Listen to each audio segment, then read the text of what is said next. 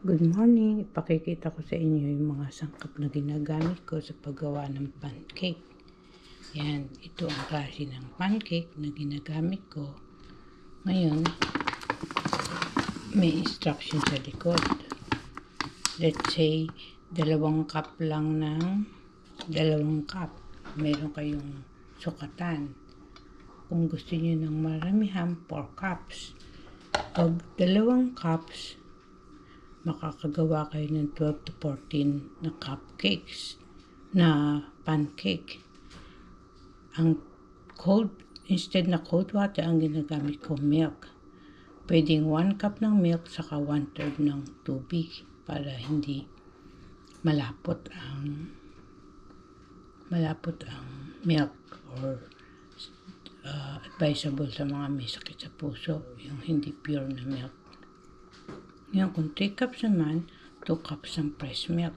Kung meron kayong Carabao milk, mas mainam kasi may anti-lac globule. Nakalimutan ko yung lactal albumin. Meron siyang ingredients sa gatas ng kalabaw na makakaiwas kayo sa cancer. Ngayon, ano yung nilalagay ko sa pancake? Vanilla, nabili ko to sa Trader's Joe. Alcohol free. Karamihan kasi ng vanilla, patak-patak lang ang paglagay niya. Tapos ito ang mix. Lalagay ko dito para haluin. Kung meron kayong panghalo, mas mainam. Pero ako, ito ang gamit ko. Pinipihit ko lang dito. Ngayon, kailangan nyo rin ng butter. Let's say, isasaksak ko yan dyan. Saka lalagyan ng butter. Ganon. Okay? Meron akong, kung subscribe kayo, makapapanood nyo rin yung paano ko ginawa gamit ang ganito wrapper maker. Meron ding isa yung flat na gawa ng pancake, pabilog naman.